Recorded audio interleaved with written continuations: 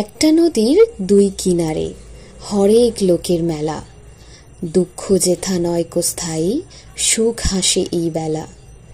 সকাল হতেই শিশুর হাসি, পাখির কুজন বাজায় বাঁশি, সন্ধে নামে মায়ের কোলে, নেই যেথা কেউ গোলাম দাসী।